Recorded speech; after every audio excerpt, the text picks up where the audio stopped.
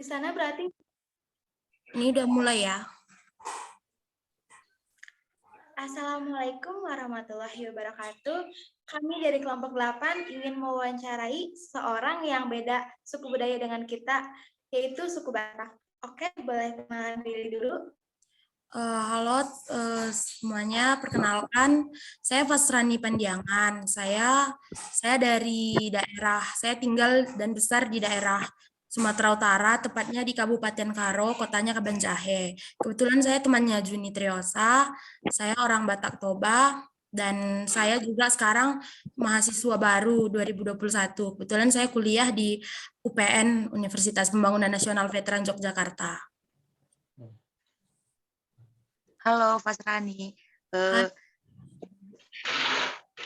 Fasrani bisa menjelaskan sebagian tentang suku Batak Toba? Mungkin saya mulai dari Batak itu. Kalau sepemahaman saya, Batak itu salah satu suku yang tersebar luas di Sumatera Utara.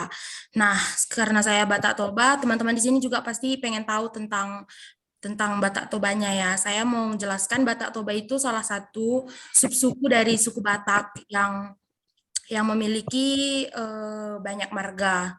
Nah, orang Batak Toba itu tersebar luas atau aslinya itu di sekitaran Danau Toba. Kalau teman-teman tahu, Danau Toba itu salah satu ikonnya Indonesia juga karena danau terbesar gitu.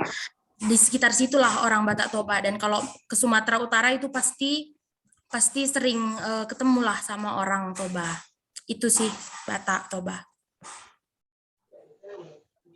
Halo, Rani. Ya. Untuk keunikan budaya Batak Toba dalam kehidupan sehari-hari itu, contohnya kayak apa sih? Kalau dalam kehidupan sehari-hari, saya nggak bisa bilang ini dianggap unik atau enggak, tapi kalau misalnya teman-teman itu tahu kan, kalau misalnya orang Medan itu bahasanya agak sering didengar agak bikin orang takut karena suka teriak-teriak gitu. Karena sebenarnya itu mungkin keunikannya, cuman tapi kadang bisa dianggap negatif juga kalau misalnya orang lawan bicaranya nggak nyambung gitu. Kalau satu bahasanya agak kasar gitu. Tapi kalau keunikan itu misalnya kayak saya kan punya marga ini. Nah, orang Toba itu marganya banyak gitu. Kalau kebetulan saya ini karena saya kan Pandiangan. Pandiangan itu bapak saya atau ayah saya itu Pandiangan. Ibu saya itu orang Karo. Kalau teman-teman tahu, Juni itu suku Karo ya. Jadi ibu saya itu sama kayak Juni, dan karena saya tinggal di tanah Karo, saya itu lebih lebih mengerti bahasa Karo dan sedikit tahu tentang budaya Karo lebih banyak daripada Toba, karena saya besar dan tumbuh di sini, sekolah juga di sini, lahir di sini gitu. Tapi yang saya tahu tentang Toba itu keunikannya, kalau di Karo itu, kalau kayak saya punya marga kan Pandiangan, di Karo itu marganya itu ada 5 gitu, ada lima dan punya anak-anak lagi tuh marga yang 5 itu. Kalau di Batak itu tidak punya marga berapa gitu. Itu saya rasa di Batak itu punya banyak sekali marga-marganya. Dan biasanya ini yang saya rasa unik gitu ya. Orang Batak itu biasanya lebih kental budayanya, mereka lebih hafal silsilah yang ada di keluarga gitu. Saya bisa ceritakan itu ayah saya itu sangat sangat paham dan hafal gitu dari nenek moyangnya. Jangankan dari nenek moyangnya, ayah saya itu bahkan hafal dari Raja Batak yang bisa dibilang itu yang bawa nama Batak sampai sekarang. Bapak saya itu hafal dari Raja Batak sampai marganya gitu. Dan yang saya lihat juga orang Batak Toba yang saya temui itu memang lebih tahu tentang, seperti lebih menghargai tentang sejarahnya gitu daripada suku-suku Batak yang lain. Bukan maksud saya yang lain tidak menghargai, tapi yang saya lihat mereka itu sepertinya lebih hafal. Mungkin didikan orang tua atau lingkungan, saya tidak tahu, tapi itu mungkin keunikan dari Batak Toba. kalau boleh tahu Kak, hambatan apa saja yang terjadi saat berkomunikasi dengan suku lain? Hambatan komunikasi pakai bahasa Toba gitu maksudnya. Eh, ya mungkin iya sih kayak apa ya, ngobrol sama beda suku gitu Kak. Jadi Oh, kayak beda. iya. Ya, karena kalau ngobrol sama yang bukan dari sukunya saja mungkin kita sekarang pakai bahasa Indonesia lah ya, karena kan bahasa negara kita Indonesia dan kita disatukan juga oleh bahasa Indonesia gitu. Mungkin karena orang Tobanya itu identik sama intonasi ngomongnya keras, mungkin yang jadi hambatan itu kadang salah paham gitu. Misalnya saya ngomong nih sama teman-teman yang dari Jawa gitu. Teman-teman yang dari Jawa mungkin nggak terbiasa dengar orang ngomong kayak teriak-teriak gitu. Maksudnya bukan teriak, penekanan intonasinya lebih kuat gitu. Jadi mungkin teman-teman bisa kayak, ih dia kok serem banget gitu. Mungkin itu yang kadang jadi hambatan gitu, salah salah kaprah. Padahal karena dari daerah kita memang kayak gitu bahasanya. Kayak saya juga kadang kalau misalnya online class gitu sama teman-teman saya yang dari Jogja kadang ngerasa saya terlalu ngegas ngomongnya, padahal itu kebiasaan dan memang saya akui gitu kalau misalnya saya ngomong sama yang orang Jawa ya harus saya turunkan intonasinya atau beradaptasi lah gitu, mungkin itu hambatannya. Kak, komunikasi nonverbal di suku Batak? Maaf tadi suaranya kurang kedengeran, bisa diulang nggak pertanyaannya? Komunikasi nonverbal di suku Batak itu gimana ya? Kalau komunikasi nonverbal itu mungkin bisa saya ceritakan dalam upacara adat ya. Kalau di Batak Toba itu terkenal tari tortor. Teman-teman cari juga itu pasti terkenal tentang tari tortor. Ini tuh salah satu tarian yang memang akan ditemukan di pesta adat atau dimanapun. Kalau misalnya ada pesta adat, tari tortor ini tuh salah satu ikon atau simbol di mana bentuk cara menghormati gitu. Biasanya saya mungkin mau cerita gitu ya dari struktur tahta kalau di adat gitu. Kalau di Batak Toba itu saya rasa di suku lain kebanyakan juga kayak gini ya.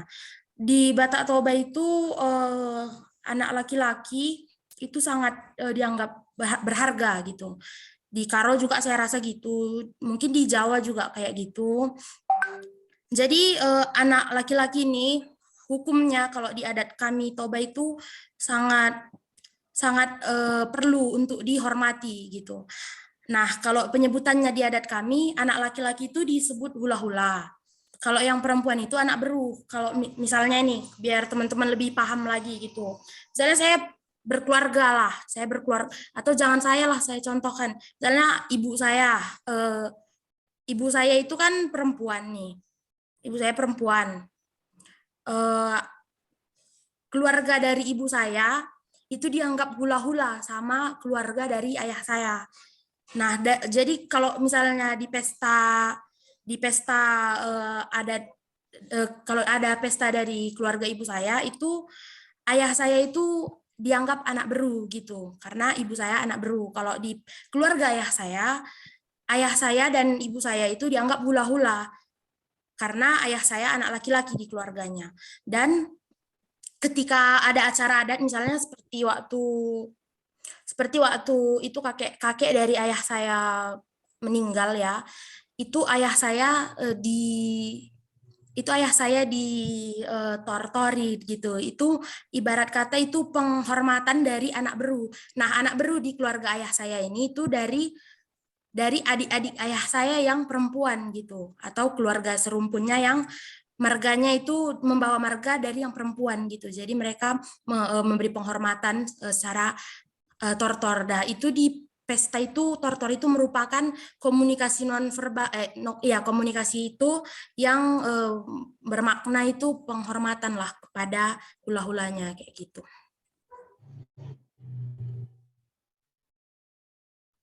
Boleh Fasrani jelaskan apa yang menarik dari keberagaman suku Batak Toba? Hal yang menarik saya rasa itu mirip ya sama keunikan seperti yang tadi seperti yang tadi saya jelaskan itu, kalau misalnya saya bisa cerita yang nggak ada di suku lain, tapi ada di suku ini, mungkin saya karena saya tahu Karo dan saya juga tahu Karo, saya tahu Batak ya. Saya akan cerita itu kalau misalnya dari Karo dan Batak, kalau misalnya kayak saya nih, saya Pandiangan, saya ketemu sama laki-laki yang marganya Pandiangan, itu saya nggak bisa punya hubungan sama yang marga Pandiangan, itu haram, nggak boleh. Adat itu sangat menentang hal ini karena kita dianggap satu darah gitu. Kita dianggap nggak bisa punya hubungan spesial gitu. Mungkin itu salah satu keunikan dari suku Batak. Mungkin yang uniknya lagi itu teman-teman tahu kan, kalau kayaknya kalau di suku lain juga ada ya makanan khas gitu. Nah, kalau di adat kita itu, adat Toba itu ada makanan khas Batak yang berbahan dasarkannya itu andaliman gitu. Saya rasa teman-teman di sini kurang kenal gitu sama andaliman kecuali Junia. Karena di Karo dan di Batak itu andaliman lumayan terkenal karena tumbuhnya memang di daerah ini aja setahu saya. Nah, kalau itu saya rasa pernah ya masuk ke berita gitu, makanan-makanan khas Batak yang terkenal itu ada arsi, naniura, terus ayam napi nadar, saksang, mohon maaf itu non halal ya. Itu berbahan dasarkan andaliman dan menurut saya itu unik karena di daerah lain nggak punya andaliman gitu.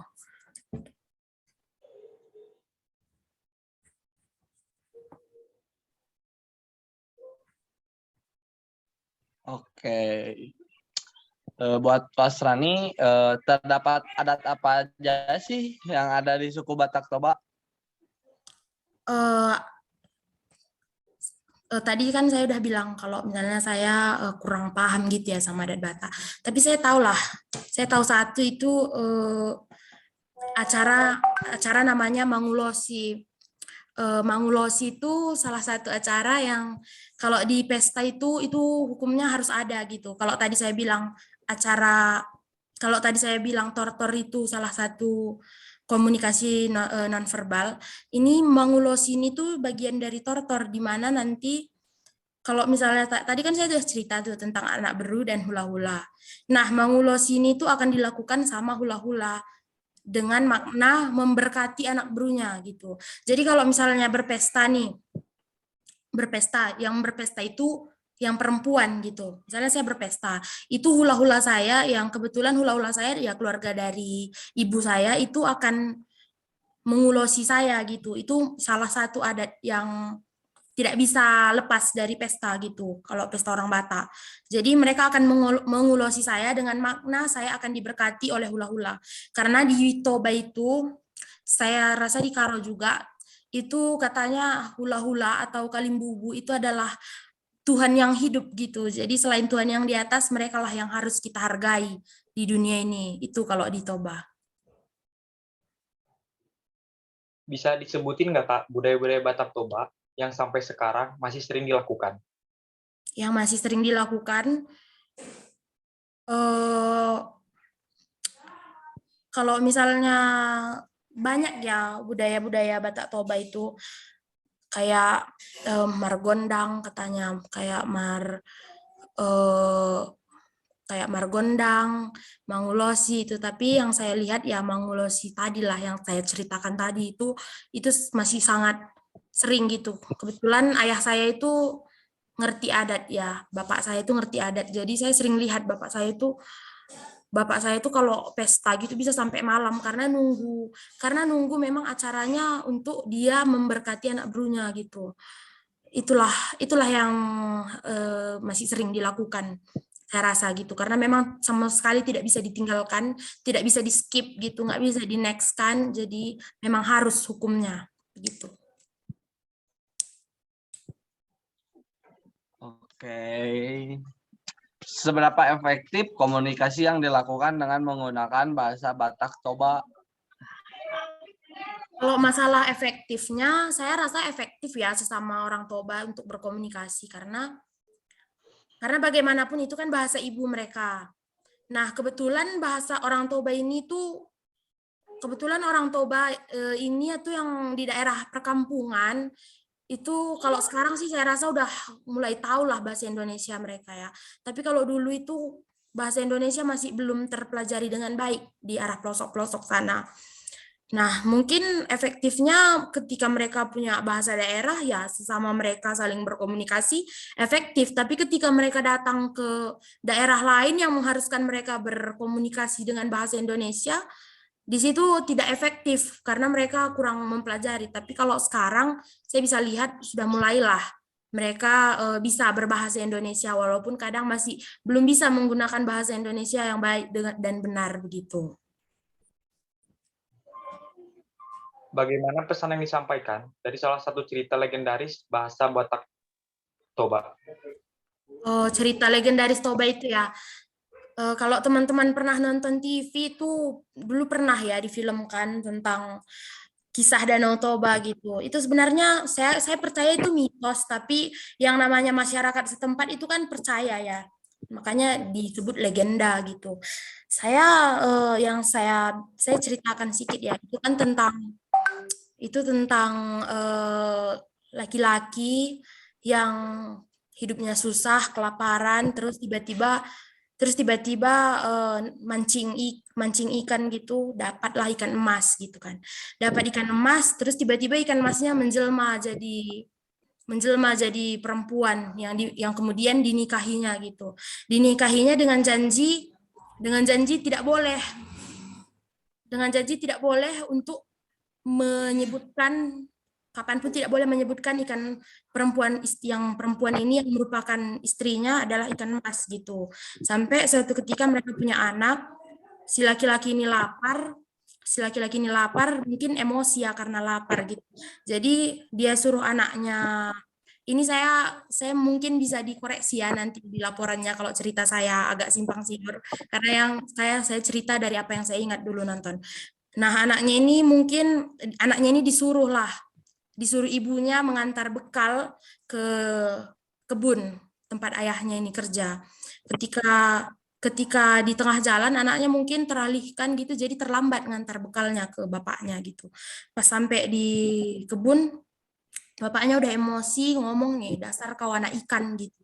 Jadi dari bahasanya itu kan sudah sangat kasar ya, dasar kau anak ikan dan melanggar janjinya sama istrinya pada saat menikah gitu. Makanya langit marah, hujan, dan seluruh kota itu ditenggelamkan. Jadi disebut Danau Toba, dan di tengah-tengahnya ada Pulau Samosir. Nah, cerita ini tuh legenda di masyarakat Toba. Legenda yang dipercayai mereka gitu. Padahal secara ilmiah kalau kita pikirkan mungkin tidak mungkin ya seperti itu ceritanya, tapi kita hargai kepercayaan masyarakat. Nah, pesan-pesan yang mungkin bisa diambil di sini ya, ketika marah janganlah kita menyelesaikannya dengan kekerasan gitu, apalagi sampai ngata-ngatai. Itu kan anaknya sendiri dibilang anak ikan gitu, walaupun memang betul kan, tapi dia udah pernah berjanji sama istrinya. Ya mungkin yang namanya kalau kita berjanji janganlah kita ingkari, jangan kita hianati janji kita gitu. Gimana pun kita tidak bisa percaya sepenuhnya terhadap cerita itu, mungkin pesannya bisa kita ambil kayak gitu, pesan moralnya gitu. Mungkin itu. Baik, pertanyaannya sudah selesai. Baik, Kakak terima kasih ya atas Ya, wawancara. sama-sama. Udah mengganggu waktunya. Baik, Oh, enggak kok. makasih. Makasih. Ini aku stop record ya.